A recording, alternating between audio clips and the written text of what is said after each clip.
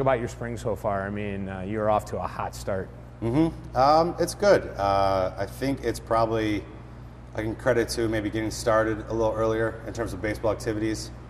Years past, whether it's just resting or taking some time off, it'd probably be mid-December. I'd get started at throwing and hitting. I think this time is kind of maybe November, almost early November. And whether that's just has carried over into where seeing the ball has gotten a little easier just because I'm used to it and I've had a little bit more time now. And but we're healthy. That always helps too. And we're just having fun with it. Yeah, you bring up health. It seems that, I mean, just looking over your career, a healthy Kipnis is a better Kipnis. I think you'll find that across the board for any player. And it almost just comes down to even their daily routine and activities. If anyone's on the DL, you can't spend time in the cage. You can't spend time working on ground balls. Where you're spending time is icing and rehab and treatment. And that's why you see where it's hard to catch up because all these guys have been practicing while you're just trying to get healthy. And so, I mean, knock on wood, wherever it is, but last year we struggled with that out the gate and was just playing catch-up most of the year, so hopefully we can kind of kick that injury bug and stay healthy this whole time. And would you say your best year was the World Series year? Yeah. I think that's where it was closest to as all-around player as I wanted to be in terms of just average, power, defense, speed, whatever it may be, where I was just going out and kind of showing who I wanted to be as a player. I'm not going to lie, I mean, we've seen a little bit of the games, but not enough where I can like really break it down, but it sounds like you're playing pretty good defense too. I think I took ground balls earlier this year.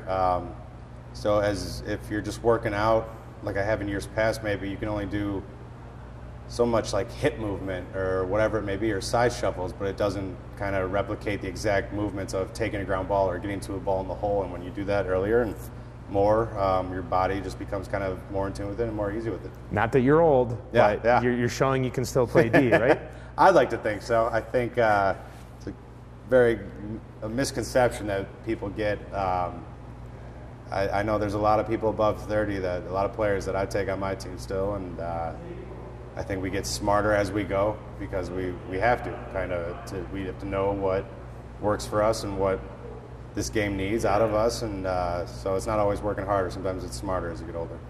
Getting into the season now, how excited are you to get it going and try to not put last year behind you, but just the disappointment? I mean, a little bit, and yeah, for myself and for this team included, we both didn't have the years we wanted to have. We both had high expectations coming in, and I don't think they're even any lower this year. We still have a lot of returning guys. We still have a lot of excitement around this clubhouse, and we're set up to win now. We're in our window. We have the staff and we have the lineup that we like to be able to go out there and compete against any team. We feel confident, and it's a long season, always is. A lot of things can go wrong, a lot of things happen, but we think in the long run we're going to be knocking on the door of the playoffs, and when we get to there, anything can happen. Tough question now. Were you disappointed, surprised to hear the trade rumors in the offseason? Your initial reaction, as I think a human has, is you're offended by it, just because you hear where the place you've been doesn't want you anymore. But it's really not that at all. You have to step back and look at it as the way even the front office. It's a business. They have checks and balances. They have numbers to kind of even out. And once I understood it that way, I stopped wasting energy on being mad about it. I put the energy towards getting better, and I said this to someone earlier. I think the best way to get over that, to do anything, is to go out and produce, to go out and have a good season.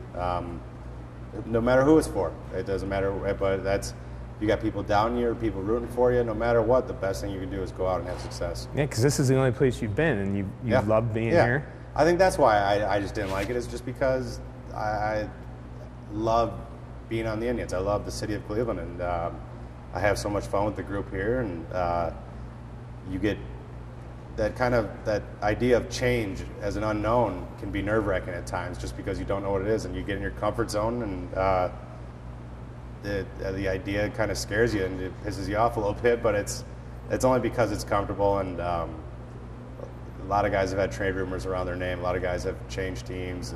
It's not the end of the world, but it didn't happen, so we're not looking at it anymore. And you would probably hope that they stay the course with the core you have right now, and there aren't any trades, that you feel you have the group right now that can win it all, and you'd like course. to, yeah.